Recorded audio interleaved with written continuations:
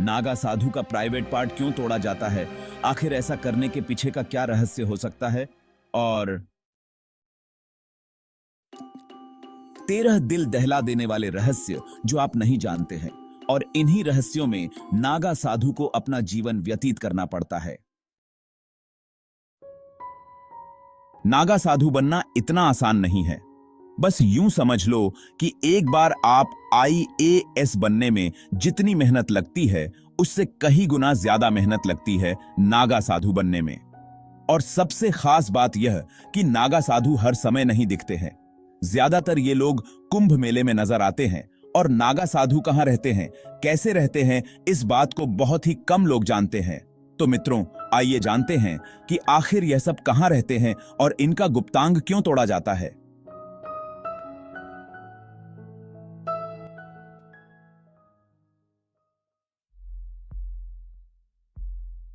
नागा साधु कौन होते हैं? नागा साधु भारतीय सनातन धर्म की एक विशिष्ट परंपरा के साधु हैं। इन्हें सन्यासी या तपस्वी कहा जाता है, जो संसारिक मोह माया त्याग कर कठोर साधना करते हैं।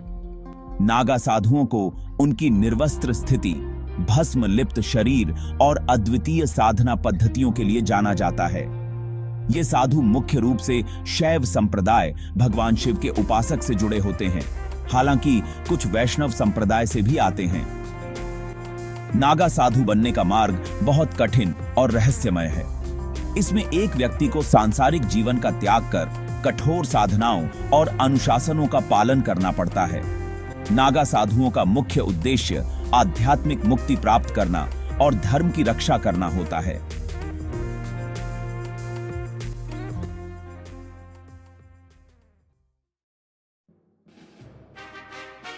नागा साधु बनने की प्रक्रिया अत्यंत कठिन और चुनौतीपूर्ण होती है। इसे पूरा करने में कई वर्ष लग जाते हैं। साधु बनने की प्रक्रिया को दीक्षा प्रक्रिया कहा जाता है। आइए इसे चरणबद्ध रूप में समझते हैं।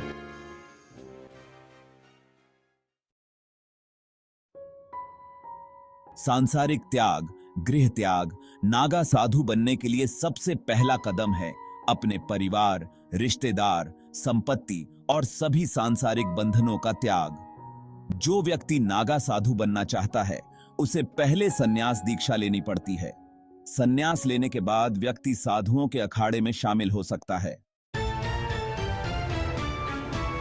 अखाड़े में प्रवेश। भारत में प्रमुख रूप से 13 अखाड़े होते हैं जो नागा साधुओं की दीक्षा देते हैं। इन अखाड़ों का नेतृत्व बड़े साधु करते हैं, जिन्हें महामंडलेश्वर कहा जाता है।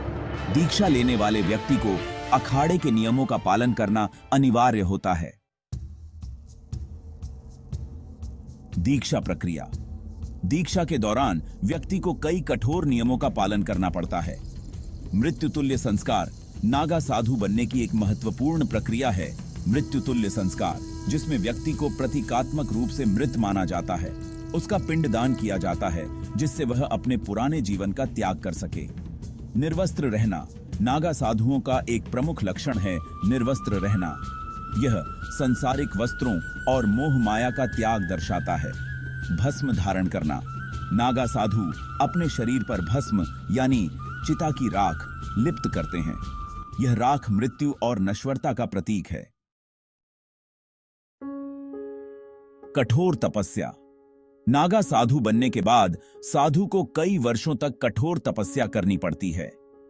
इनमें अग्नि तप, चारों ओर अग्नि जलाकर साधना करना, निर्जल व्रत, कई दिनों तक बिना भोजन और पानी के साधना, मौन व्रत, लंबे समय तक मौन रहना। महाकुंभ में नागा साधुओं की भूमिका। महाकुंभ मेले में नागा साधु विशेष आकर्षण का केंद्र होते हैं। यह मेला हर 12 साल में एक बार 4 स्थानों पर आयोजित होता है: हरिद्वार, प्रयागराज, उज्जैन और नासिक। नागा साधु महाकुंभ में पहले शाही स्नान के लिए जाते हैं। उन्हें गंगा, यमुना और सरस्वती के संगम में स्नान करने का पहला अधिकार दिया जाता है। शाही स्नान का महत्व। शाही स्नान का उद्देश्य है पापों का नाश और मोक्ष की प्राप्ति। माना जाता है कि इस स्नान से साधु पिछले जन्मों के सभी पापों से मुक्त हो जाते हैं। नागा साधु इस स्नान को आध्यात्मिक ऊर्जा के रूप में ग्रहण करते हैं। नागा साधुओं के रहस्य। नागा साधुओं के जीवन में कई रहस्यमयी पहलू होते हैं। आइए इन पर एक नजर डालते हैं। बात सब गई किस्सा पान पान ठहरते हैं। योग और तंत्र साधना। नागा साधु उन्नत योग और तंत्र साधनाओं में प्रवीण होते हैं। वे अपनी साधनाओं से मन और शरीर पर पूर्ण नियंत्रण प्राप्त कर लेते हैं। युद्ध कला में निपुणता। नागा साधु केवल साधना में ही नहीं बल्कि युद्ध कला में भी निपुण होते हैं। ऐतिहासिक रूप से नागा साधु मुगलों और ब्रिटिश आक्रमणकारियों के खिलाफ लड़े थे। वे अपने साथ त्रिशूल, तलवार, भाला और अन्य हथियार रखते हैं। तपस्या की अलौकिक शक्तियां। यह माना जाता है कि नागा साधु कठोर तपस्या के माध्यम से अलौकिक शक्तियां प्राप्त कर लेते हैं। इनमें से कुछ शक्तियां हैं भविष्यवाणी करना, आत्मा का संचरण और मृत्यु पर नियंत्रण। और मृत्यु पर अर्थ है नागा साधुओं का रहस्यमय जीवन। नागा साधुओं का जीवन साधारण लोगों से पूरी तरह अलग होता है। वे अधिकांश समय जंगलों, हिमालय की गुफाओं और तीर्थ स्थलों में बिताते हैं। उनकी दिनचर्या में ध्यान, योग और साधना शामिल होती है। वे आमतौर पर समाज से दूर रहते हैं और केवल महाकुंभ जैसे आयोजनों में सार्वजनिक रूप से दिखाई देते हैं। ध्यान और समाधि। नागा साधु घंटों, दिनों या महीनों तक ध्यान में लीन रह सकते हैं।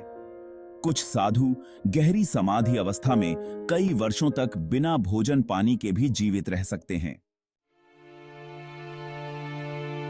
नागा साधुओं का उद्देश्य। नागा साधु बनने का मुख्य उद्देश्य मोक्ष की प्राप्ति है। वे सांसारिक सुखों से ऊपर उठकर भगवान शिव की भक्ति में लीन होते हैं। इसके अलावा नागा साधु धर्म की रक्षा के लिए भी तत्पर रहते हैं। वे समाज को यह संदेश देते हैं कि सांसारिक मोह माया को त्याग कर आध्यात्मिक जीवन अपनाना ही सच्चा आनंद है। नागा साधु और आधुनिक युग। आज के समय में भी नागा साधुओं की परंपरा जीवित है। हालांकि आधुनिक युग में नागा साधु बनने की प्रक्रिया में कुछ बदलाव हुए हैं, लेकिन उनकी साधना और उद्देश्य आज भी वही हैं। नागा साधु भारत की आध्यात्मिक विरासत के संरक्षक हैं। उनका जीवन त्याग, तपस्या और धर्म की रक्षा का प्रतीक है। महाकुंभ में उनकी उपस्थिति भारतीय संस्कृति और सनातन धर्म की गहराई को दर्शाती है। उनका रहस्यमयी जीवन हमें यह सिखाता है कि आत्मज्ञान और मोक्ष के लिए तपस्या, धैर्य और दृढ़ निश्चय की आवश्यकता होती है। क्या नागा साधुओं का गुप्तांग तोड़ा जाता है? नागा साधुओं को लेकर यह धारणा है कि उनके गुप्तांग यानी जननांग को तोड़ा या नष्ट कर दिया जाता है। यह बात पूरी तरह से सही नहीं है, लेकिन इसके पीछे एक विशेष प्रक्रिया और आध्यात्मिक कारण होते हैं। नागा साधु बनने के दौरान उन्हें ब्रह्मचर्य का पालन करना अनिवार्य होता है। वे अपने जीवन का उद्देश्य केवल भगवान शिव की साधना और मोक्ष प्राप्ति को मानते हैं। इस साधना में काम यानी सेक्सुअल डिजायर्स को सबसे बड़ी बाधा माना जाता है। इसीलिए नागा साधु बनने की दीक्षा प्रक्रिया में एक विशेष विधि अपनाई जाती है, जिसे लिंग विनाश कहा जाता है। हालांकि यह प्रक्रिया प्रतीकात्मक और मानसिक नियंत्रण का हिस्सा है, लेकिन कुछ साधु इस पर कठोर रूप से अमल करते हैं। आइए इसे विस्तार से समझते हैं। गुप्तांग नष्ट करने की प्रक्रिया, लिंग विनाश। नागा साधुओं की दीक्षा प्रक्रिया में कुछ साधु अपनी यौन इच्छाओं पर पूरी तरह नियंत्रण पाने के लिए लिंग विनाश की एक कठोर प्रक्रिया अपनाते हैं। इसका उद्देश्य यह है कि साधु किसी भी प्रकार की कामुक इच्छाओं से मुक्त हो जाएं और आध्यात्मिक साधना में संलग्न रहें। लिंग विनाश की प्रक्रिया में क्या होता है? पहला, कुछ साधु अपने गुप्तांग गे लिंग को प्राकृतिक तरीके से निष्क्रिय कर लेते हैं। दूसरा, यह प्रक्रिया हाथी की जड़, एलिफेंट रूट नामक औषधि या अन्य जड़ी बूटियों के माध्यम से की जाती है, जिससे गुप्तांग की संवेदनशीलता खत्म हो जाती है। तीसरा, कुछ साधु भस्म और अन्य औषधियों का उपयोग करके लिंग को सिकोड़ लेते हैं ताकि वह निष्क्रिय हो जाए। चौथा, कुछ साधु अपने गुप्तांग को एक रस्सी या कपड़े से कसकर बांधते हैं, जिससे वह समय के साथ निष्क्रिय हो जाता है। क्या गुप्तांग पूरी तरह नष्ट कर दिया जाता है? यह प्रक्रिया हर नागा साधु पर लागू नहीं होती। यह उनकी इच्छा और साधना पद्धति पर निर्भर करता है। कुछ साधु इसे प्रतीकात्मक रूप में अपनाते हैं, जबकि कुछ कठोर तपस्वी इसे शारीरिक रूप से भी अपनाते हैं। नागा साधु कहां रहते हैं? नागा साधु आमतौर पर हिमालय की गुफाओं, जंगलों और तीर्थ स्थलों में रहते हैं। वे ज्यादातर समय समाज से दूर रहकर साधना करते हैं। उनके रहने के कुछ प्रमुख स्थान हैं। पहला, हिमालय की गुफाएं। नागा साधु हिमालय के दुर्गम स्थानों में साधना करते हैं। दूसरा, काशी, वाराणसी।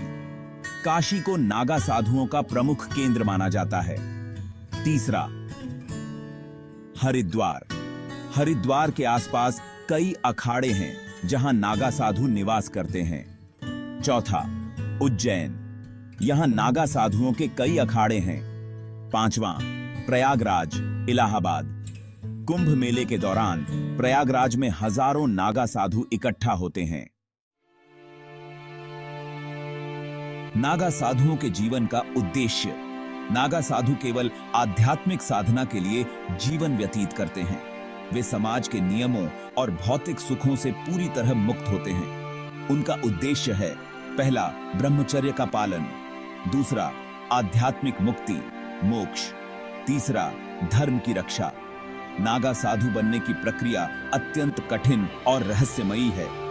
गुप्तांग तोड़ने की प्रक्रिया का उद्देश्य कामुक इच्छाओं पर पूर्ण नियंत्रण प्राप्त करना है, ताकि साधु अपने जीवन को पूरी तरह भगवान शिव की भक्ति और आत्मज्ञान में समर्पित कर सकें।